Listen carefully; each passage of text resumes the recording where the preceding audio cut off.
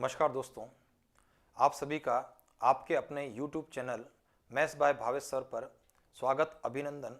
जैसा कि हम लोग बात कर रहे थे प्रीवियस ईयर्स क्वेश्चंस पेपर्स की श्रृंखला, और उसके अंदर हम लोगों ने 2018 की आरपीएससी के द्वारा सेकंड ग्रेड की भर्ती परीक्षा में जो प्रश्न पत्र दिया गया था उसके सारे प्रश्नों को हमने सॉल्व कर लिया। प्रश्न पत्र का स्तर हम लोगों ने देख लिया और आप लोगों की डिमांड यानी जो आपके कमेंट्स आ रहे हैं उन कमेंट्स के माध्यम से दो प्रकार की डिमांड्स आ रही है कि एक तो ये जो है 2018 के बाद 2016 का पेपर करवाना है, और उसके बाद में जो है ग्रेजुएशन का कुछ पार्ट है ना, अब जो इंपॉर्टेंट कुछ फैक्ट्स हैं उसके बारे में डिस्कस करना है। तो चलिए 2016 का प्रश्न पत्र हम शुरुआत करते हैं और उसके बाद में इस प्रश्न के तुरंत बाद में हम ग्रेजुएशन के पार्ट के बारे में बात करने वाले हैं। तो चलिए आज से शुरुआत कर रहे हैं हमारा 2016 की भर्ती परीक्षा का प्रश्न पत्र। और जो विद्यार्थी आज पहली बार जुड़े हैं उनसे निवेदन रहेगा कि आप जो है YouTube का ये channel maths by Bhavesh sir, जो कि आपका अपना खुद का चैनल है, गणित विषय पढ़ने वाले विद्यार्थियों के लिए, गणित को जानने वाले विद्यार्थियों के लिए चैनल है, तो आप इसको सब्सक्राइब करें, लाइक करें, शेयर करें, अपने दोस्तों को भी मोटिवेट करें। चलिए आज का जो पहला सवाल है 2016 की परीक्षा का, समीकरण मॉड में x square minus x minus 6 बराबर एक्स प्लस 2 के विभिन्न वास्तविक हलों की संख्या है ना। Total number of real roots की बात कर रहा है। X square minus x minus 6 बराबर में एक्स प्लस 2। अब चलिए सर यहाँ पर ध्यान देना, मॉड फंक्शन को मुझे यहाँ से हटाना है, मुझे यहाँ से तोड़ना है। अब मॉड फंक्शन को कैसे हटाना है सर, उसके बारे में आपको ध्यान रखना है कि भाई मुझे यहाँ पर दो प्रकार की स्थितियों के बारे में डिस्कस करना है। कि यहाँ देखिए x square minus x minus 6 ये ग्रेटर इक्वल टू 0 की स्थिति कब बनने वाली है हमारी, एक तो मैं उसके बारे में बात करूंगा, और दूसरी स्थिति कि भाई एक्स का कौन सा मान हो जिसके कारण ये नेगेटिव हो तो माइनस से मुझे यहाँ पर गुणा करना होगा। तो कुल मिलाकर के मुझे इसके बारे में सोचना है सर, ठीक है ना। यानी कि मुझे सोचना क्या है, x square minus x minus 6, इसके फैक्टर्स कर लेता हूं मैं। तो ये एक्स स्क्वायर माइनस का 3x प्लस का 2x माइनस 6, x कॉमन लेते हुए x माइनस 3 प्लस का 2 कॉमन लेते हुए x माइनस 3, एक कोष्टक हो जाएगा हमारा x माइनस 3, दूसरा हो गया x प्लस 2, ठीक है ना। अब मुझे बताइए कि अगर ये मॉड फंक्शन के अंदर है तो इसका मतलब होता है एब्सोल्यूट पॉजिटिव वैल्यू हुआ करती है, और यहाँ पर क्रिटिकल वैल्यूज आपके 3 हैं। तो मुझे 3 अलग अलग किस्सों को, कॉन्सेप्ट को यहाँ पर डिस्कस करना होगा। पहली चीज जब मैं यहाँ डिस्कस करने वाला हूँ कि x का जो मान है यहाँ से -2 है, ये 3 है, और ये हमेशा पॉजिटिव है, ये नेगेटिव है, ये पॉजिटिव है, समझ रहे हो। तो पहली स्थिति में मैं उन मानों की बात करने वाला हूं कि जब -2 से छोटा मान हो या +3 से बड़ा मान हो, ताकि ये क्या होगा कि -2 से छोटा मान होने पर ये नेगेटिव होगा और -2 से छोटे मान पर ये भी नेगेटिव होगा, नेगेटिव नेगेटिव गुणा पॉजिटिव हो जाएगा, ठीक है। 3 से बड़े मान की बात करूंगा तो ये पॉजिटिव रिजल्ट है, ये भी पॉजिटिव है, परिणाम पॉजिटिव देगा, और एक -2 से लेकर के मुझे 3 के बारे में विचार करना है। तो चलिए सर देखते हैं हमारा जो केस नंबर 1 की बात कर रहा हूं, पहला केस जिसके अंदर पॉजिटिव रिजल्ट्स की बात करना है, जिसमें इसका क्रम आपको नहीं बदलना है, माइनस से आपको इसको गुणा नहीं करना है, मैं उसके बारे में बात कर रहा हूं। तो केस 1 जो रहा कि भाई x जो है वो लेस देन इक्वल टू -2 है, पहली बात, और x ग्रेटर इक्वल टू 3 है। यानी कि जब आप पॉजिटिव इंटरवल की बात कर रहे हैं, -2 और +3, -2 से छोटे नंबर और +3 या 3 से बड़े नंबर की बात कर रहे हैं, तो चूंकि इसके अंदर इसका परिणाम अपने आप में पॉजिटिव है, तो जैसा है वैसा ही इसको आपको लिखना होगा। X square minus x minus 6 बराबर एक्स प्लस 2। सॉल्व कर लेते हैं, पक्षांतर कर लिया इन दोनों का। X square minus 2x minus 8 बराबर 0 हो जाएगा, और आगे की तरफ सॉल्व करने पर एक्स स्क्वायर फैक्टर्स करने पर -4x प्लस 2x माइनस 8 बराबर 0 हो गया। यहाँ से x कॉमन हो गया, x माइनस 4 हो गया, प्लस का 2 कॉमन आकर के x माइनस 4 हो गया बराबर 0। एक कोष्टक हो गया x माइनस 4 और दूसरा कोष्टक हो गया x प्लस 2 बराबर 0, और यहाँ से x का मान आपका आ गया 4 और दूसरा आ गया x का मान -2, ठीक है। आगे बढ़ते हैं, दूसरे केस के बारे में हम डिस्कस करने की बात करना चाहेंगे।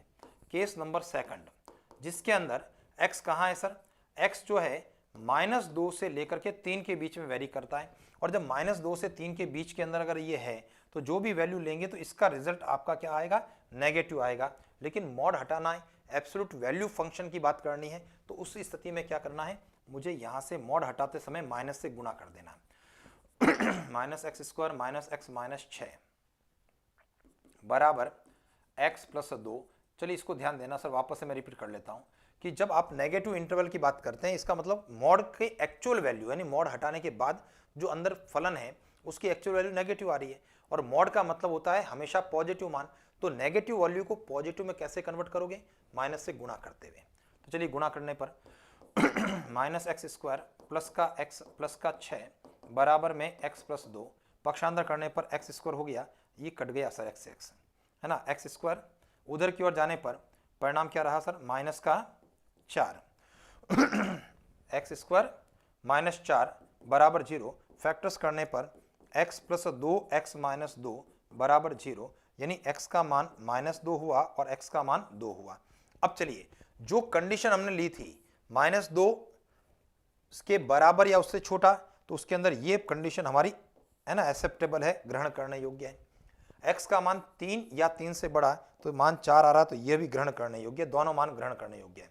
इस कंडीशन में x का मान -2, तो ये तो ऑलरेडी हम लोगों ने यहाँ ले लिया, तो उसकी आवश्यकता हमें यहाँ पर है नहीं सर, क्योंकि हमने यहाँ पर प्रश्न कह रहा है विभिन्न वास्तविक हलों की संख्या की बात कर रहा है, तो -2 हल नहीं है। और 2 इस इंटरवल के अंदर -2 से 3 के बीच में 2 आ रहा है, तो ये भी मेरे ग्रहण करने योग्य है। तो मुझे बताइए विभिन्न हल कितने हैं? विभिन्न वास्तविक हल रियल रूट्स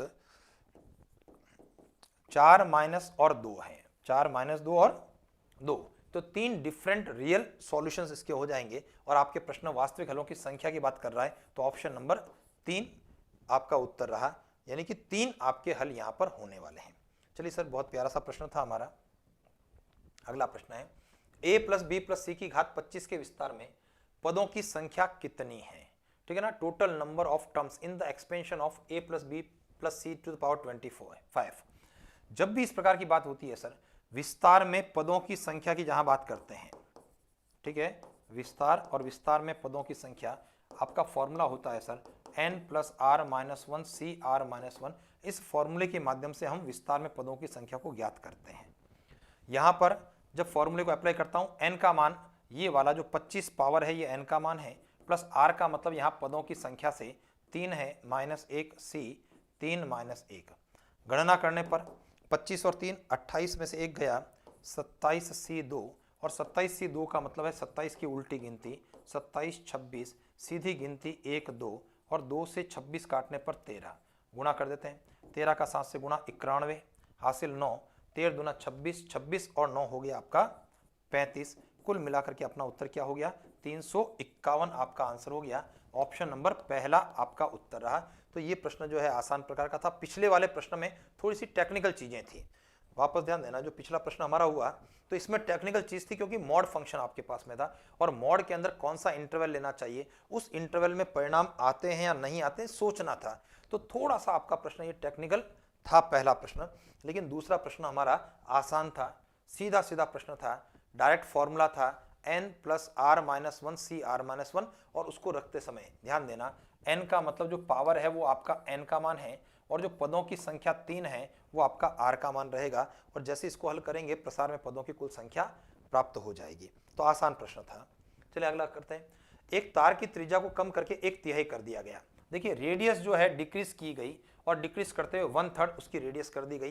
प्रश्न कहता है आयतन अगर समान रहता है तो इसकी लंबाई में कितनी वृद्धि होगी? तो चलिए सर वापस ध्यान देना, दो केसेस की बात कर लेता हूं। केस नंबर 1, पहले केस में त्रिज्या r है और ऊंचाई या लंबाई l है, ठीक है ना। h का मान l के बराबर ऐसा कर लेते हैं हम लोग, ठीक है, केस नंबर 1। और केस नंबर 2 में प्रश्न ने क्या कहा कि भी r जो है वह r/3 कर दी गई, 1/3 कर दी गई, और मुझे l ज्ञात करना है। l को जो ऊंचाई का रोल है l, लेंथ ऑफ वायर, ये मुझे ज्ञात करना है कि इसमें लंबाई में वृद्धि कितनी होगी, कितना गुना हो जाएगा, हम इसको ज्ञात करना चाहते हैं। यानी कि कुल मिलाकर के देखिए, जब इस स्थिति में प्रश्न ने कहा कि दोनों स्थितियों में आयतन समान है, ठीक है ना, ये प्रश्न कहता है हमारा आयतन समान है, ठीक है, तो L और पिछले वाले L में क्या संबंध निकलता है उसको मुझे ज्ञात करना है।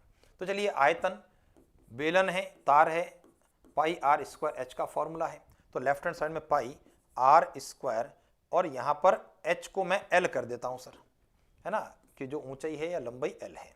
सामने की ओर पाई r स्क्वायर का मतलब हुआ r/3 का होल स्क्वायर और h का मतलब कैपिटल L है, वो मुझे ज्ञात करना है। चलिए कैलकुलेशन करते हैं भाई। उम्मीद करता हूँ ये चीज समझ में आ गई है आपको, ठीक है ना भाई। r में बदलाव किया r/3, तो l में क्या बदलाव हो रहा है, l कितना गुना हो रहा है, तो l और l का संबंध तो मुझे चाहिए सर, पाई, और यहां पर ये हो गया r²/9 और ये हो गया l। दोनों पक्षों के अंदर देखिए पाई से पाई, r² से r² कट जाएगा, तो बताइए 9l बराबर कैपिटल L है। तो इसका मतलब लंबाई कितना गुना होगी सर, लंबाई पहले वाली लंबाई का 9 गुना हो गई है। तो अपना उत्तर हो गया ऑप्शन नंबर 3। तो ये प्रश्न भी जो है हमारा आसान प्रश्न था। और जो हम लोग डिस्कस कर रहे हैं पेपर के अंदर कि भाई क्या हम इतने प्रश्न हल कर सकते हैं क्या जो हमारे सिलेक्शन के लिए पर्याप्त हैं, तो निश्चित बात है कि पहला प्रश्न टेक्निकल, लेकिन पिछले 2 प्रश्न जो हमारे काफी आसान प्रश्न थे और ये प्रश्न निश्चित रूप से हमारे द्वारा किए जा सकते हैं। प्रश्न हमारा कह रहा है 9 मीटर ऊंचाई वाले लकड़ी का एक ठोस शंकु की बात कर रहा है, कोण की बात कर रहा है, और कोण की हाइट 9 मीटर है, आधार की परिधि 44 मीटर है, यानी द सरकमफरेंस या जो परिधि की बात है ना, circumference of the base 44 metre है। शंकु की तिर्यक ऊंचाई यानी क्या पूछा गया है आपको, स्लैंट हाइट l का मान पूछ लिया गया। तो चलिए मुझे बताइए l का मान क्या होता है सर। आपने देखा होगा जब शंकु के बारे में आप बातचीत करते हैं तो ये आपका r है, ये आपकी h है और ये l है, और l का मान पाइथागोरस प्रमेय से, क्योंकि 90 डिग्री कोण होता है, ये r² + h² से दिया जाता है। तो l तब निकलेगा जब r होगा, जब h होगा। और मेरे पास में इस प्रश्न में h तो दे दिया है, h कितना है सर, h 9 मीटर आपको दे दिया, ठीक है। और मुझे दे दी गया परिधि किसकी, आधार की, सरकमफरेंस ऑफ द बेस। और शंकु का जो आधार कैसा होता है, शंकु का आधार वृत्ताकार होता है, ठीक है। तो यहां पर प्रश्न कह रहा है आधार की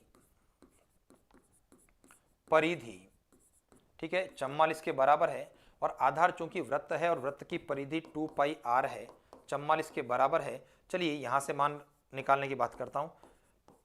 2 पाई का मान 22/7, r का मान r 44, 44 से 22 और 2 का गुणा कट गया, 1 बच गया, क्रॉस मल्टीप्लिकेशन करने पर r का मान आपका 7 मीटर के बराबर हो गया सर, ठीक है।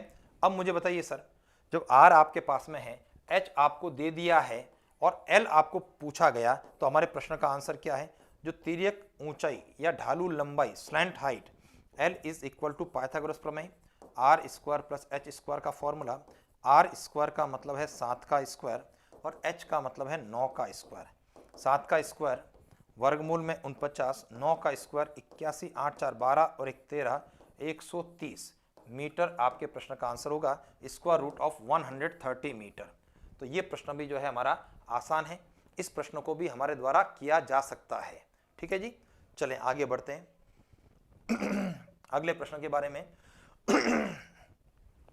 एक घन की प्रत्येक कोर को 50% बढ़ाया गया। देखिए कोर को 50% बढ़ाया गया, पृष्ठीय क्षेत्रफल में कितने % की वृद्धि होगी।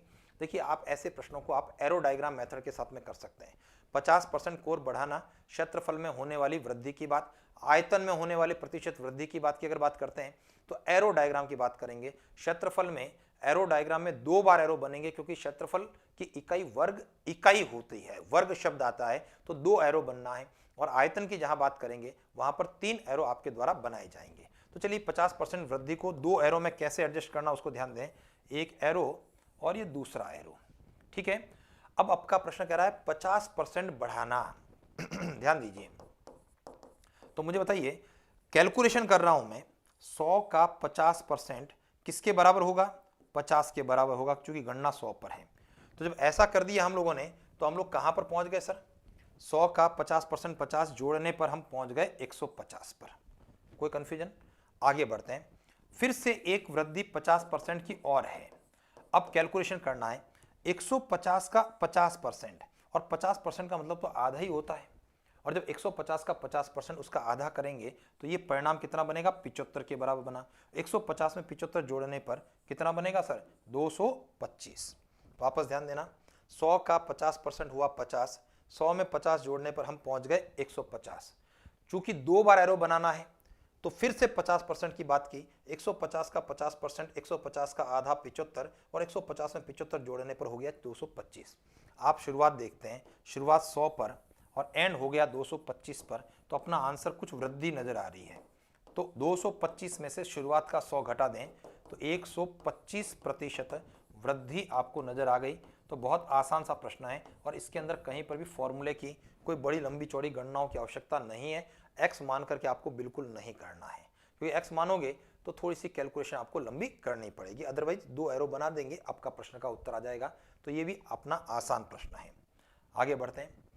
एक ठोस का पेंदा अर्ध गोलाकार और ऊपर का शंक्वाकार है। देखिए एक सॉलिड फिगर आपके पास में है, ठीक है ना। सॉलिड शेप कैसा है, नीचे का पेंदा तो है अर्ध गोलाकार ऐसा, और ऊपर क्या है, ऊपर का हिस्सा इसका शंक्वाकार है, शंकु के आकार का, यानी ऐसा एक सॉलिड शेप आपके पास में है, ठीक है। नीचे अर्ध गोला हेमीस्फेयर और सर माउंटेड बाय अ कोन, इस प्रकार की बात हो रही है।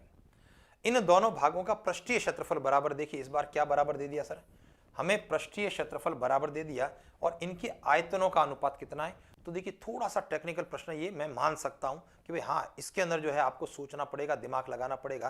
तो ध्यान दीजिए, यहां पर इसकी त्रिज्या कितनी है, r, तो ये शंकु की भी त्रिज्या होगी और गोले की भी त्रिज्या होगी, सीधी सी बात है, ठीक है। और मुझे चाहिए पृष्ठीय क्षेत्रफल का बराबर होना, ठीक है।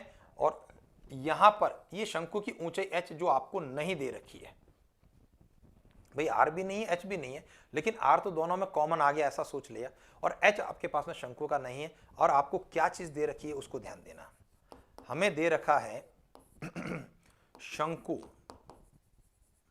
का वक्र पृष्ठीय क्षेत्रफल यानी curved surface area of cone, किसके बराबर दे रखा है, अर्ध गोले के बारे में बात कर रहा है। अर्ध गोले का वक्र पृष्ठीय क्षेत्रफल आपको दे रखा है। तो चलिए, शंकु का वक्र पृष्ठीय क्षेत्रफल आपका फॉर्मूला लगेगा सर पाई आर एल के रूप में, और अर्ध गोले का वक्र पृष्ठीय क्षेत्रफल 2 पाई आर स्क्वायर के रूप में लगेगा। अब देखो यहां से जो चीजें कटती है उसको तो एक बार काट लेता हूं, जैसे पाई से एक पाई कट गया, आर से एक आर कट गया, तो एल बराबर किसके बराबर है, 2r के बराबर है। लेकिन एल क्या होता है ना, आपके दिमाग में आएगा पाइथागोरस प्रमेय लगाते हुए, एल का मतलब होता है r square plus h square बराबर 2r। दोनों पक्षों में वर्ग कर देते हैं। देखिए एल को मुझे यहां से रिप्लेस करना पड़ा, एल को मुझे आर और एच में कन्वर्ट करना पड़ा। क्यों करना पड़ा, क्योंकि आयतन और शंकु का आयतन में फॉर्मूले में 1/3 पाई आर स्क्वायर एच का प्रयोग होता है, एल का प्रयोग नहीं होता है। तो शंकु वाले प्रश्न करते समय थोड़ी सावधानी की आवश्यकता होती है। वर्क करने पर r square plus h square बराबर में 4r स्क्वायर। जब इसको पक्षांतर करता हूं तो देखिए हमारी पोजीशन क्या बनती है, हमारी स्थिति बन गई है 3r स्क्वायर बराबर एच स्क्वायर। ये आर स्क्वायर एच स्क्वायर का एक रिलेशन हमारे पास में बनकर के आ गया। क्लियर है। चलो अब आगे बढ़ते हैं। अब हमें क्या ज्ञात करना है उसके बारे में बात करता हूं। भाई ज्ञात मुझे करना है, देखिए शंकु पहले क्या है सर, अर्धगोलाकार, इन दोनों भागों के आयतन का अनुपात। चलिए एक चीज मैंने और देख ली सर 4 ऑप्शन में, मतलब एग्जैक्टली रिवर्स ऑर्डर वाला कोई भी अनुपात नहीं है। 1√3 तो √3 एक कहीं पर भी नहीं है, 2√3 2 नहीं है, 1 2 का 2 1, इस प्रकार से नहीं। इसका मतलब क्या, हम लोग टेंशन फ्री हो गए पहली बात, क्योंकि अगर मान लिया क्रम बदला हुआ भी आएगा तो हम अपना उत्तर मैनेज कर लेंगे सर इसको देख करके। लेकिन अगर मान लिया 1 अनुपात √3 भी है और √3 अनुपात 1 भी है तो फिर क्रम का आपको ध्यान रखना है। यहां पर अर्धगोला पहले शब्द दिया है और शंकु बाद में शब्द दिया है ना, तो ज्ञात करना है अर्धगोले का आयतन, और अर्धगोले का आयतन है 2/3 पाई आर क्यूब और शंकु का आयतन 1/3 पाई आर स्क्वायर एच। इस प्रकार से हमने बात कर ली, ठीक है जी। अब जैसे ही हम लोग यहाँ पर वैल्यूज को पुटअप करते हैं सर, देखो कुछ स्थितियाँ यहाँ पर बटे में 3 से बटे में 3 कट गया।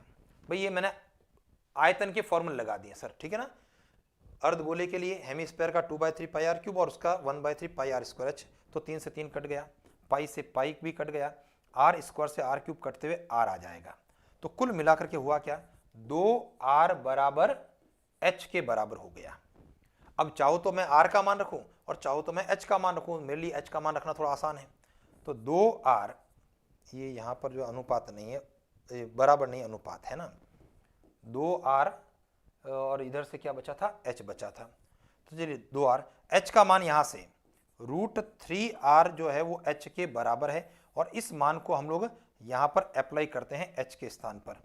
तो ये हो गया सर √3r, r कट गया और हमारे प्रश्न का आंसर क्या रहा, 2:3। ये आपके प्रश्न का उत्तर हो गया सर। ऑप्शन नंबर 2 आपके प्रश्न का आंसर रहा। तो प्यारा सा प्रश्न है, थोड़ा सा सोचने वाला प्रश्न है। एवरेज लेवल से हम लोग थोड़ा सा हल्का सा इसको ऊपर मान सकते हैं, बाकी ऐसा नहीं है कि हम लोग कर ही नहीं सके, है ना, इस प्रकार की स्थिति नहीं है। पहले तो दोनों के वक्र पृष्ठीय क्षेत्रफल को बराबर किया, तो पहली टेक्निकल चीज दिमाग में आई कि एल का मान, तो एल का मान √r² + h² के बराबर होता है। वहां से r और h का संबंध आ गया और उसके बाद जो चीज ज्ञात करनी थी, है ना, उनके आयतनों के अनुपात की बात हमने कर ली। चलें अगला प्रश्न देखते हैं। हमारा प्रश्न है cos² θ - 3 cos θ + 2/sin² θ बराबर 1 है और थीटा का जो मान है वो 0 से लेकर के π/2 के बीच में है, 0 भी नहीं है और π/2 भी नहीं है। तो कौन सा कथन सत्य है? देखिए, थीटा को संतुष्ट करने वाले दो मान है या केवल थीटा का मान 60 डिग्री है, इसको चेक करना है। तो चलिए, सिंपल इक्वेशन है सर, बहुत लंबी चौड़ी कैलकुलेशन है नहीं। cos² - 3 cos θ + 2 बटे में sin² को हम लोग लिख देंगे 1 - cos²। पूरा का पूरा पद जो है हमारा समीकरण है, मैंने cos के पदों में कन्वर्ट कर दिया। चलिए क्रॉस मल्टीप्लिकेशन कर लेते हैं। हमारी पोजीशन हो गई cos² θ - 3 cos θ + 2 बराबर 1 - cos²θ, ऐसा हो गया। पक्षांतरण कर लेते हैं सभी को, है ना, लेफ्ट हैंड साइड में। तो cos² जुड़ते हुए हो गया 2 cos²θ, ठीक है, माइनस में 3 cos θ और उसके बाद में घटाने पर प्लस का 1 = 0, ऐसी इक्वेशन। अब इसके मुझे फैक्टर्स करने हैं। भाई उम्मीद करता हूँ समझ में आ गया। यहाँ से जो sin² का पद था उसको 1 - cos² में कन्वर्ट करते हुए पूरी समीकरण cos के पदों में हमारे द्वारा बदल दी गई। तो 2 cos²θ यहाँ पर हो गया -2 cos θ माइनस में cos θ + 1 बराबर 0। सॉल्व करने पर 2 cos θ आपका कॉमन आ गया, पीछे क्या रहा, cos θ -1 और यहाँ पर हो गया cos θ -1 बराबर 0। एक कोष्ठक हमारा हो गया cos θ -1 बराबर 0, या कोष्ठक लिख देते हैं, पहला वाला cos θ -1 और दूसरा हो गया हमारा 2 cos θ -1 बराबर 0। तो यहाँ से जो रिजल्ट बन रहा है हमारा cos θ बराबर 1 है, तो थीटा का मान क्या है, 0 डिग्री है। और यहाँ से cos θ बराबर 1/2 है और थीटा का मान 60 डिग्री है। और जब मेरा ये प्रश्न कह रहा है तो ये काम का नहीं है सर, ठीक है, थीटा 0 डिग्री होता है नो डाउट, लेकिन यह जब हम लोग कह रहे हैं अग्राह्य, नॉट एक्सेप्टेबल। क्यों है सर नॉट एक्सेप्टेबल? क्योंकि आपका जो प्रश्न ये कहता है कि थीटा कौन है, थीटा 0 से बड़ा है और 90 से छोटा है, इसमें 0 शामिल नहीं है। और जब 0 शामिल नहीं है इस कारण से हम 0 को नहीं ले सकते। तो थीटा का मान केवल क्या आ गया सर, 60 डिग्री। इसका मतलब ये ऑप्शन केवल बी आपका सत्य है। तो अच्छा सा सवाल था सर, आसान प्रश्न था, लेकिन यहाँ कंफ्यूज नहीं होना है आपको कि थीटा बराबर 0 थीटा बराबर 60 में कि वे दोनों ही सत्य है, ऐसा है ना, ये चीज नहीं होनी चाहिए। ठीक है, चलिए आगे बढ़ते हैं। हमारा प्रश्न है 1 - sin a + cos a, 1 - sin a + cos a का होल स्क्वायर किसके बराबर है? देखिए, ट्रिग्नोमेट्री के अंदर जब ट्रिग्नोमेट्रिकल आइडेंटिटीज की बात की जाती है, अलग अलग प्रकार के कई, है ना, आपने तरीके देखे होंगे। मैं सबसे आसान तरीके की बात करता हूं, जहां पर मुझे लंब, आधार और कर्ण, बेसिकली है क्या, त्रिकोणमिति, त्रिभुज के बारे में बात करता है, समकोण त्रिभुज की बात करता है, तो मुझे लंब, आधार, कर्ण को 3, 4, 5 मान लेना चाहिए। कोई भी त्रिकोणमिति का जो प्रश्न होगा इस माध्यम से हम लोग आसानी से हल कर सकेंगे, है ना। त्रिभुज के अंदर लंब यानी परपेंडिकुलर, आधार यानी कि बेस और कर्ण का अभिप्राय हाइपोटेन्यूस, ठीक है। तो इसको मैं समकोण त्रिभुज है तो इसलिए 3, 4, 5 मुझे मानना चाहिए। तो चलिए देखते हैं हमारा प्रश्न क्या कहता है। मेरा प्रश्न कहता है 1 - साइन क्या होता है सर? अब ये लाल कक्का वाले फॉर्मूले या पंडित बद्री प्रसाद वाले फॉर्मूले आपके जानकारी में है, उसके माध्यम से इनके मान की बात करूंगा। तो साइन का मान होता है लंब बटा कर्ण, तो इसका मतलब लंब बटा कर्ण ऐसा रख दिया। कॉस का मान है आधार बटा कर्ण, ये रख दिया होल स्क्वायर। कैलकुलेट करने पर 5 आपका लसअप हो गया, 5 - 3 + 4 ऐसा होल स्क्वायर हो गया। 5 और 4 9 में से 3 गया, 6 का स्क्वायर 36/25। ये मेरे प्रश्न का परिणाम होना चाहिए। वापस ध्यान देना, कुछ नहीं किया सर, हम लोगों ने केवल 3, 4, 5 रख दिया, मुझे किसी ट्रिग्नोमेट्रिकल फॉर्मूले की आवश्यकता नहीं है। और मैंने जब प्रश्न में मान रखा तो साइन के लिए लंब बटा कर्ण और कॉस के लिए आधार बटा कर्ण सोचते हुए कैलकुलेट कर दिया, 36/25 आ गया। चलिए 4 ऑप्शन में पहले ऑप्शन को 1 बाय 1 सॉल्व करते हैं। Option number A 2 1 minus cos का मान हो गया सर आधार बटा कर्ण 4/5 और साइन का मान हो गया 3/5। चलो गणना करें, 2 गुणा 5 में से 4 गया 1/5 और 5 और 3 8/5, कुल मिलाकर के 16/25 हुआ। और ये मेरा उत्तर नहीं है सर, क्योंकि अपना उत्तर तो 36/25 आना चाहिए, 16/25 नहीं आना चाहिए। चलिए मैं ऑप्शन नंबर दूसरे को चेक करता हूँ। 2 1 प्लस साइन का मान, साइन यानी लंब बटा कर्ण के रूप में 3/5 और 1 प्लस कॉस का मान 4/5। चलिए आगे हल करते हैं। 2 गुणा 5 और 3 8/5, 5 और 4 9/5, 8 9 72 और 72 का 2 से गुणा 144/25। ये भी मेरे प्रश्न का उत्तर नहीं है, मेरा उत्तर तो 36/25 होना चाहिए। चलिए ऑप्शन नंबर 3 को चेक करते हैं। 2 1 माइनस कॉस, कॉस का मान हो गया सर 4/5 और 1 माइनस साइन का मान हो गया 3/5 के रूप में। तो 2 गुणा ये परिणाम हुआ आपका 1/5 और यहाँ पर हुआ 5 में से 3 गया 2/5 और सॉल्व करने पर 4/25। और आप देख रहे हैं ये भी अपना उत्तर नहीं है, तो इनमें से कोई नहीं, यानी आप केवल त्रिकोणमिति में 3, 4, 5 का पैर बनाते हुए किसी भी प्रकार के प्रश्न को हल करने की स्थिति में आप रहने वाले हैं। आगे बढ़ते हैं। टेन थीटा और कॉट थीटा का मान 4/√3 है। देखिए सर कितना इंटरेस्टिंग चीज आ रही है। टेन और कॉट थीटा का मान है 4/√3 है। थीटा जो है 0 से लेकर के 90 के बीच में है। साइन प्लस कॉस किसके बराबर है, ऐसा आपका प्रश्न कह रहा है। तो मुझे सोचना चाहिए सर थीटा कितना डिग्री है ना। 0 से 90 के बीच में तो 3 ही मान है सर आपके, 30, 45 और 60, ये तो सोचना है। और जैसे ही मैं यहाँ पर बात करता हूँ क्या थीटा मेरा 30 डिग्री होगा क्या। 30 डिग्री होने पर देखो टेन 30 का मतलब 1/√3 और कॉट 30 का मतलब √3। और जैसे ही आप एलसीएम लेंगे √3 आपका लसअप हो गया, 1 + 3 बराबर क्या हो गया सर 4/√3। ये मैच कर गया सर, यानी थीटा मेरा 30 डिग्री है। हम में से कई विद्यार्थी सोचेंगे कि थीटा 60 डिग्री रखने पर तब भी यही परिणाम बनने वाला है सर। थीटा 60 भी हो सकता है क्योंकि टेन और कॉट एक दूसरे के रेसिप्रोकल है सर। अगर 60 रखोगे तो उस स्थिति में यहाँ पर टेन 60 का मान √3 होगा और कॉट 60 का मान 1/√3 होगा, क्रम बदल जाएगा ये वाला, लेकिन परिणाम आपका 4/√3 होगा। तो यहाँ थीटा 30 रख सकते हो, थीटा 60 रख सकते हो, दोनों से एक जैसा उत्तर आपका आने वाला है। तो जब आपने कहा कि थीटा 30 डिग्री हो गया, ऐसा आपके दिमाग में आया, तो अब अपने प्रश्न के आंसर की बात करते हैं। हमारा आंसर है sine theta plus cos theta. Sine 30 का मान, क्योंकि हमने अभी 30 के बारे में सोचा है, तो साइन 30 का मान और कॉस भी 30 ही होगा। और अगर 60 के बारे में सोच रहे हैं तो दोनों 60-60 हो जाएंगे। साइन 30 का मान 1/2, कॉस 30 का मान √3/2, एलसीएम ले लेंगे 2 और परिणाम क्या आ गया सर √3 + 1/2। ये आपके प्रश्न का आंसर होगा। ऑप्शन नंबर 3 आपका उत्तर रहा। तो उम्मीद कर रहा हूं कितना आसान सा प्रश्न है और कितना आसान सा हमारा पेपर है। 9 प्रश्नों में से मुश्किल से 1 प्रश्न 2 प्रश्न हमारे थे जो सोचने लायक थे, 7 प्रश्न हम बड़े आसानी से कर सकते हैं सर। 1 minute sir. चलिए हमारा प्रश्न है x + 1/x = 2 है। अब ध्यान दीजिए, जब भी ऐसी स्थिति होती है सर कि कोई दो पद ऐसे हैं जिनका योग 2 है, x + 1/x 2 है, तो इसका मतलब x बराबर क्या है 1 होगा। ये सीधी सी बात है। 1 + 1/1 यानी 2 बराबर 2 हो गया।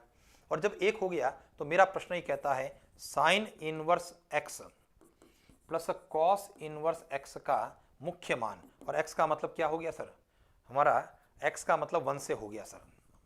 Sine inverse 1 plus cos inverse 1। देखिए साइन इनवर्स 1 को हम लोग क्या लिखने वाले हैं, साइन 1 को लिखना है π/2 और कॉस इनवर्स 1 को लिखना है cos 0। तो यहाँ रिजल्ट क्या रहा, साइन से साइन इनवर्स कट गया, π/2 + 0, यानी आपका उत्तर क्या हो गया सर π/2। ये आपके प्रश्न का आंसर हो गया। तो बड़ा आसान सा आपका यह प्रश्न भी था, ठीक है ना सर।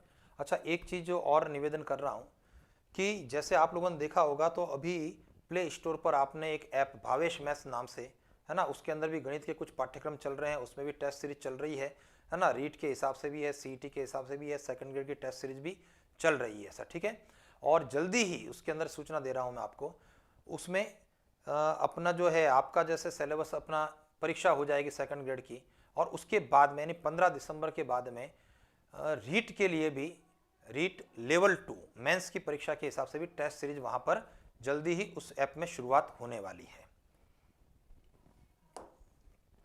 चलिए अगला प्रश्न है, त्रिभुज एबीसी की भुजाएं एबीसी है, साइन ए माइनस बी और साइन ए प्लस बी का अनुपात कितना है? देखिए सर, वैसे तो अभी जब आप बात कर रहे हैं 2022 की परीक्षा के लिए, तो ये जो है इस प्रकार के जिसके अंदर आप ट्राइंगल्स और सर्कल्स की जब बात करते हैं, तो त्रिभुजों के ये दोनों पार्ट जो है आपके सिलेबस का पार्ट नहीं है त्रिकोणमिति में, है ना भाई। ट्राइंगल वाला पार्ट भी नहीं है, और ट्राइंगल एंड सर्कल जो रिलेटेड करते हैं वो भी आपका प्रश्न मतलब पार्ट नहीं है, लेकिन अपनी परीक्षा में प्रश्न है। चलो देखते हैं इसको हल करना कैसे करना है। तो मुझे बताइए, त्रिभुज है और कोई भी त्रिभुज ले लें सर, और मैंने कहा ये त्रिभुज आपका आ गया, ठीक है। मैं इसको ऐसा करता हूं कि यहाँ त्रिभुज की भुजाएं ए बी और सी है, मैं इसको सी ऐसा मान लेता हूं, तो ये कर्ण जो है वो सी के बराबर हो गया सर। पहली बात ये, ए और बी कहीं पर भी डाल देता हूं, ए के अपोजिट ये स्मॉल ए भुजा होगी, बी के अपोजिट यह स्मॉल बी भुजा हो गई। और मैंने आपको कहा कि जब भी हम लोग त्रिभुजों के बारे में सोचते हैं, त्रिकोणमिति की जहां सोचते हैं, समकोण त्रिभुज के बारे में आप सोचें और त्रिभुज की भुजाओं को 3 4 5 कर लें, तो ए का मान मैं सोच लेता हूं 3 है, बी का मान 4 है, ऐसा करने पर सी का मान 5 है, ठीक है। आपके दिमाग में आएगा कि भाई ए बी और सी का योग, त्रिभुज के 3 कोण है, 180 डिग्री है। यहाँ पर ए प्लस बी क्या हो गया, 180 माइनस सी के बराबर हो गया, ऐसा करें ना सर, सी 90 तो है, ठीक है। तो यहाँ पर a प्लस बी किसके बराबर हो जाएगा, a प्लस बी आपका 90 डिग्री के बराबर हो गया, ठीक है। और दूसरी चीज, यहाँ पर a माइनस बी मुझे चाहिए ना सर, ठीक है। तो a प्लस बी प्लस सी आपका 180 के बराबर है, ठीक है ना। और जो मेरा प्रश्न कह रहा है उसमें साइन a माइनस बी अभी चलो चेक कर लेंगे, ठीक है ना। चलिए अब मैं बढ़ता हूं कि हमारा जो प्रश्न है ज्ञात करना,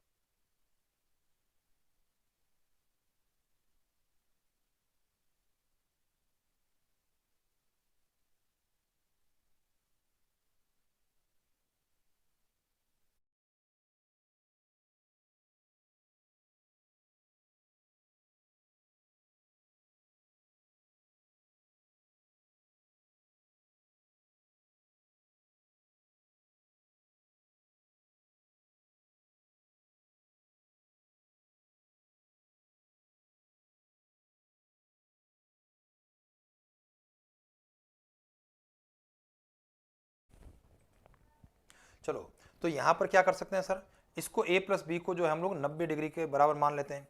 तो ये हो गया sir sine a minus b, और a प्लस बी का हो गया 90, यानी साइन 90, साइन 90 का मान 1 हो गया। तो कुल मिलाकर के ये हो गया sir sine a minus b. अब चलें यहाँ से साइन a माइनस बी का प्रसार कर लेते हैं। आपकी जानकारी में होगा साइन a माइनस बी का formula sine a cos b minus cos a और साइन b, इनके मानों को रख देता हूँ। देखो साइन a का मान क्या है, साइन a यानी जब मैं इसको आप एंगल बना रहा हूं, देखो इसको a को अगर मैं कर रहा हूं तो a के सामने यह मेरा लंब है, इसको ध्यान देना, ठीक है। और जब b की बात करूंगा तो इसके सामने यह आपका लंब हो जाएगा। ये थोड़ा सा विशेष रूप से आपको ध्यान रखना है, ठीक है। तो साइन a का मतलब है a को बेस बनाते हुए लंब बटा कर्ण में 3/5 हो जाएगा, और कॉस b का मतलब आधार, तो b के लिए आधार ये हो जाएगा सर, ठीक है, वापस से 3/5 ही रहेगा। इसी प्रकार से कॉस a का मतलब जब a की बात करूंगा तो आधार बटा कर्ण की बात करूंगा, ये 4/5 हो जाएगा। और साइन b की बात करूंगा तो साइन b यानी b को बेस बनाते हुए सामने लंब हो गया, तो ये 4/5 हो जाएगा। तो कोण a और b के आधार पर आपको करना है। तो ये रहा सर 9/25 माइनस 16/25 बराबर में -7/25। अब देखिए किस ऑप्शन से -7/25 होता है वो मेरे प्रश्न का आंसर हो जाएगा। चलिए 1 बाय 1 ऑप्शन को चेक करने की बात करते हैं। पहले में b स्क्वायर, तो b का मतलब 4 का स्क्वायर हो गया 16, c स्क्वायर 25 बटा a स्क्वायर 3 का स्क्वायर 9, तो ये हो गया 41/9। ये मेरे प्रश्न का उत्तर नहीं है सर। दूसरा चेक करते हैं b स्क्वायर, b का मतलब हो गया 4 का स्क्वायर 16, c स्क्वायर 5 का स्क्वायर 25, ठीक है, अपॉन में bc, b और c का गुणा 4 और 5 का गुणा 20 हो गया, तो कुल मिलाकर के यहाँ पर भी -9/20 हो रहा है, जबकि होना चाहिए -7/25। ये भी उत्तर नहीं हुआ। ए स्क्वायर माइनस बी स्क्वायर, ए स्क्वायर का मतलब 9 है, बी स्क्वायर का मतलब 16 है और सी स्क्वायर 5 का स्क्वायर 25 है। ये परिणाम आपका -7/25 है। ऑप्शन नंबर 3 मेरे प्रश्न का उत्तर है। तो बहुत आसानी से आप 3, 4, 5 भुजाओं को मानते हुए कर सकते हैं। यहाँ विशेष ध्यान ए और बी के हिसाब से आपको त्रिकोणमितीय अनुपातों को लेना है। अगला प्रश्न देखते हैं। ए बी सी भुजाओं वाले त्रिभुज एबीसी, ये भी जो है अभी 2022 की परीक्षा के लिए आपके पाठ्यक्रम का भाग नहीं है सर, ये भी हटा दिया गया है। कर लेते हैं। एबीसी भुजाओं वाले त्रिभुज के लिए tan a/2 और tan b/2 का गुणा क्या होगा? ध्यान दीजिए, tan a/2 और tan b/2 अभी सिलेबस से हटा दिया है ना। वर्गमूल में s minus b s minus c upon में s माइनस ए, ये tan a/2 का फॉर्मूला है सर, आपने पढ़ा होगा। और tan b/2 के लिए s minus a s minus सी है ना, b है तो नीचे की ओर s माइनस बी। चलिए जब मैं इसका गुणा करता हूं तो आपके दिमाग में क्या आएगा? पूरा एक कोष्ठ वर्गमूल हो गया सर, और पूरा वर्गमूल होकर के s minus b s minus c s minus a s minus c upon में s minus a s minus b और s। चलिए देखते हैं, यहाँ पर s माइनस ए कट जाएगा, s माइनस बी कट जाएगा, ऊपर s माइनस सी का होल स्क्वायर यानी s माइनस सी हो गया, और नीचे आपका क्या हो गया सर? s हो गया। ये आपका रिजल्ट है। अब मैं s का मतलब क्या होता है? s का अभिप्राय होता है अर्ध परिमाप या अर्ध परिमिति। s का अभिप्राय होता है a प्लस बी प्लस सी बट्टा 2 माइनस सी, और यहाँ पर s का अभिप्राय हुआ a प्लस बी प्लस सी बट्टा 2, यानी सेमी पेरीमीटर होता है। दो एलसीएम ले लेंगे ऊपर, और हर से 2 से 2 काट लेते हैं हम लोग, तो पोजीशन हमारी क्या बन गई? हमारी पोजीशन बन गई a plus b minus c upon में a plus b plus c. ये आपके प्रश्न का उत्तर हो गया। ठीक है, a plus b minus c upon a plus b plus c, option number 3 आपका उत्तर रहा। ठीक है, तो दोनों प्रश्न हमारे आसान थे, लेकिन अभी सिलेबस का ये पार्ट नहीं है। आगे बढ़ते हुए एक समीकरण है, इसके समीकरण के मूलों का अंतर कितना है सर? है ना, समीकरण के मूल और समीकरण के मूलों के अंतर की बात करना है, तो मुझे कुल मिला के करना है। ऐसा कर लें सर, क्वाड्रेटिक इक्वेशन बनती है क्या? क्या x के वहाँ पर 2 मान हमारे आते हैं क्या? 2 मूल जो बन जाएंगे उनके अंतर की बात करना है, और आपका इंटरवल है 0 से 2π, जिसमें 0 और 2π दोनों ही शामिल हैं। तो चलिए देखते हैं, हमारा प्रश्न है √8 cos x बराबर cosec x। गौर कीजिए, √8 cos x, cosec को लिख देंगे 1/sin x। ठीक है, गुणा करने पर वर्गमूल 8 sin x cos x बराबर 1 हो गया। वर्गमूल 8 को मैं तोड़ना चाह रहा हूं सर, इसको मैं लिख देता हूं 2 वर्गमूल 2, लिख सकते हैं हम लोग sin x cos x बराबर 1। यहां से वर्गमूल 2 का पक्षांतर कर लेता हूं। ठीक है, वर्गमूल 8 को तोड़ दिया हमने 2 के रूप में, और वर्गमूल 2 को भेज दिया, तो ये पोजीशन बन गई sir 2 sin x cos x बराबर 1/√2, और ये जो पोजीशन है हमारी sin 2x की हो गई। sin 2x बराबर 1/√2, यानी sin 45 के बराबर हो गया। ठीक है जी, sin 2x बराबर, देखिए अब ध्यान देना, यह चीज जो हो गई sin π/4 के बराबर हो गई। और या फिर क्या पोजीशन बनेगी, इसको ध्यान देना, या यह रिजल्ट रहा sin π माइनस π/4 के बराबर हो गया। गौर कीजिए भाई, 1/√2, ठीक है ना, ये 1/√2 साइन का धनात्मक मान है, और साइन का धनात्मक मान पहले और दूसरे चरण में संभव है। तो पहले चरण में तो सीधा 1/√2 का मतलब π/4 से है, और दूसरे चरण में π माइनस π/4 से, क्योंकि हमारा प्रश्न पहले से लेकर के चौथे चरणों तक की बात करता है। तो लेकिन धनात्मक मान केवल 2 चरणों में, तो इसका मतलब हमारे पास में ये परिणाम बन रहा है सर। एक तो बन रहा है 2x बराबर π/4, ठीक है, दोनों पक्षों में साइन छोड़ने पर 2x π/4 के बराबर, और या फिर 2x किसके बराबर बन रहा है हमारा? 2x बराबर इस स्थान से देखा तो 3π/4 बन रहा है। तो x का पहला मान π/8 है, ये पहला मूल हो गया, और x का दूसरा मान जो दूसरा मूल हो गया 3π/8 हो गया। और जब आपका प्रश्न कह रहा समीकरण के मूलों का अंतर क्या है, तो x के 2 अलग अलग मान हैं, तो x के दो मूल हो गए, कहने का मतलब उस समीकरण के। और हमारा प्रश्न का उत्तर क्या हो गया, मूलों का अंतर। ठीक है, और अंतर जब करेंगे तो आप 3π/8 में से π/8 को घटा देंगे तो ये हो रहा है सर 2π/8, जो कि क्या रहा आपका π/4। ये आपके प्रश्न का उत्तर हुआ और ऑप्शन नंबर 2 के द्वारा यह परिणाम दिया जाएगा। ठीक है, चलें आगे की तरफ बढ़ते हैं। हमारा जो अगला प्रश्न है वो इस प्रकार से है, y is equal to e to the power 10 inverse x। y is equal to e to the power 10 inverse x है। तो प्रश्न है हमारा 1 plus x square d two y by d x square का मान ज्ञात करना। ये भी आप आसान प्रश्न है ना, बहुत प्यारा सा प्रश्न है। देखिए अवकलन करना है, तो पहली बार जब अवकलन करूंगा तो d y by d x की बात करूंगा। e to the power 10 inverse x का e to the power x का formula e to the power 10 inverse x, और 10 इनवर्स x के लिए 1/1 प्लस एक्स स्क्वायर। कोई कंफ्यूजन है सर? क्रॉस मल्टीप्लिकेशन करवाऊंगा और क्रॉस मल्टीप्लिकेशन करने पर क्या हो रहा है, 1 प्लस एक्स स्क्वायर गुणे में d y by d x बराबर e टू द पावर कौन है, 10 इनवर्स x। इसको मैं y लिख दूंगा। ये जो पद है आपका ये किसके बराबर हो गया, y के बराबर। तो 1 plus x square d y by d x बराबर हो गया y। ठीक है जी। अब चलिए जब मैं इसका फिर से पुनः अवकलन करता हूं, है ना, दोबारा से हम क्या कर रहे हैं, अवकलन कर रहे हैं, और आपके दिमाग में आए कि भाई लेफ्ट हैंड साइड में हम u इंटू वी की बात करने वाले हैं। ठीक है, और u इंटू वी की जब बात करेंगे तो पहला वाला 1 प्लस एक्स स्क्वायर, पहला 1 प्लस एक्स स्क्वायर। दूसरे का अवकलन करना है तो दूसरे का अवकलन क्या हो रहा है, d two y by d x square plus दूसरा वाला d y by d x as it is पड़ा है, और पहला 1 प्लस एक्स स्क्वायर का अवकलन 2x और y का अवकलन होगा d y by d x. तो चलिए इसको हम लोग उधर की ओर शिफ्ट कर देते हैं। ठीक है ना, क्योंकि मुझे ये चाहिए sir 1 plus x square d two y by d x square का मान चाहिए।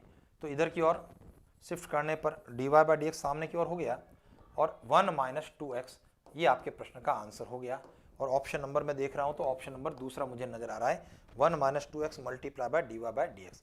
यानी पहली बार अवकलन करना है, पहली बार अवकलन करने के बाद जो e to the power 10 inverse x जो आपको नजर आता है वो मूल प्रश्न है, उसको आपको y के बराबर करना है और फिर दोबारा से अवकलन करना है। और दोबारा अवकलन करते समय u इंटू वी वाला प्रोडक्ट रूल आपको अप्लाई करना है, उसको काम में लेना है।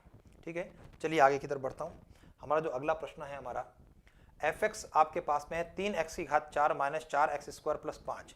तो अंतराल जिसमें fx रोली प्रमेय की, रोली का मतलब रोल प्रमेय की सभी शर्तों को पालन करता है। देखिए सर, वैसे रोल प्रमेय की जहां बात होती है या लैग्रेंज थ्योरम की बात होती है वहां पर आपको इंटरवल दिया होता है, लेकिन इस प्रश्न तो इंटरवल ही पूछ लिया आपसे। अब इंटरवल पूछ लिया, इसका मतलब रोल थ्योरम्स की तीनों शर्तें उनकी जानकारी आपको होनी चाहिए। रोल थ्योरम की पहली शर्त है कि भाई दिए गए अंतराल के अंदर वह सतत होना चाहिए, अवकलनीय होना चाहिए। तो अभी अंतराल को जाने दो, सतत अवकलनीय एल्जेब्रिक फंक्शन है, हमेशा होगा। लेकिन तीसरी शर्त सबसे बड़ी महत्वपूर्ण हो गई यहाँ पर, जो आपका फंक्शन है, क्योंकि अंतराल मुझे चाहिए सर। ठीक है, और रोल प्रमेय की देखिए पहली शर्त जो होती है वह सतत की बात करता है, ओपन इंटरवल की बात करते हुए, दूसरे में क्लोज इंटरवल में वह अवकलनीय की बात करता है। ठीक है, तो मुझे इन दोनों को तो देखना ही नहीं है। रोल प्रमेय की जो तीसरी शर्त है वो ये कहती है कि जो अंतराल होता है उसमें एफ ए बराबर एफ बी होना चाहिए। समझ गए? तो अब मुझे 1 बाय 1 ऑप्शन को चेक करना है कि कहां से एफ ए एफ बी के बराबर बनता है, वही मेरा इंटरवल होगा। यानी कुल मिलाकर के प्रश्न को थोड़ा सा, है ना, कॉन्सेप्ट बेस बनाने का प्रयास किया है। अगर शर्त आपके दिमाग में है, क्योंकि जनरली हम लोग रोल प्रमेय में क्या पढ़ लेते हैं कि एफ डैश सी बराबर 0, ऐसा हम लोग पढ़ लेते हैं, लेकिन यहाँ अंतराल क्या है वो आपको ज्ञात करना है। ठीक है ना, तो एफ ए बराबर एफ बी, इस शर्त को हमको फॉलो करवाना है। कौन सा ऑप्शन इस शर्त को फॉलो करता है? तो चलिए ऑप्शन नंबर ए की बात करता हूं। मेरे पास में एफ एक्स दे रखा है 3x to the power 4 minus 4x square plus 5। जब मैं बात करूंगा एफ ए, ऑप्शन नंबर 1 से एफ 0 की बात करूंगा, क्योंकि यहां पर इंटरवल में 0 हो गया, और जैसे ही 0 रखूंगा तो 0 0 5 हो गया। एफ बी की बात करता हूं, और एफ बी का मतलब एफ 2 से हुआ, और जैसे ही एफ 2 रखूंगा तो ध्यान दीजिए 2 की घात 4 16, 16 का 3 से गुणा 48, 2 की घात 2 4 का 4 से गुणा 16 प्लस 5। और आप देख पा रहे हैं कि इसको घटाएंगे तो ये आपका आ गया 32 और 5 37। क्या एफ ए एफ बी के बराबर हुआ? आप कह रहे हैं एफ ए और एफ बी आपस में बराबर नहीं है, तो ऑप्शन नंबर ए तो मेरे प्रश्न का उत्तर नहीं है। तो इस प्रकार से ऑप्शन को आपको चेक करना है और कुछ भी नहीं करना है। चलिए ऑप्शन नंबर बी को चेक करने की बात अगर करता हूं तो एफ ए का मतलब हुआ एफ ऑफ -1, और जैसे ही मैं यहां पर -1 रखता हूं, देखिए -1 की घात 4 1 हो जाता है, जो कि परिणाम 3 रहा। -1 की घात 2 1 रहा, रिजल्ट माइनस का 4 हो गया, प्लस 5 5 और 3 8 में से 4 गया 4। जब मैं एफ बी की बात करता हूं तो यहाँ पर F1 की बात करूंगा, और जैसे ही 1 रखेंगे तो ये परिणाम आपका 3 - 4 + 5 यानी 4 बराबर 4 हो गया। हमारे प्रश्न का सही उत्तर ऑप्शन नंबर 2 हो गया। ठीक है सर। तो आज जो है हम लोगों ने 2016 की जो परीक्षा का प्रश्न पत्र है उसके 15 प्रश्न हम लोगों ने कर लिए, और आपने देखा होगा कि 15 में से मोस्टली है ना, खींच करके अगर बात करें तो 3 प्रश्न ऐसे हो सकते थे जहां हमको ज़्यादा सोचना था, लेकिन लेंदी सवालों के रूप में अभी कोई प्रश्न नहीं है। हाँ, थोड़ा सोचने की बात अगर करें तो 3 प्रश्न, बाकी लगभग 12 प्रश्न हमारे एवरेज लेवल के थे, और लगभग यही रेशियो जो है आपका आगे भी रहना है। परीक्षाओं के अंदर मोस्टली 75 से 80% जो प्रश्न रहेंगे हमारे आसान रहते हैं। ठीक है सर। तो चलिए आज के लिए हम लोग इतनी बात करेंगे, फिर से दोबारा से आगे बढ़ेंगे इसी सीरीज के अंदर, और इसके आगे के प्रश्न अगली क्लास में सॉल्व करने का प्रयास करेंगे। याद रखें समय का, यूट्यूब चैनल का नाम दोनों का, और स्वस्थ रहें, मस्त रहें। ठीक sir, thank you very much.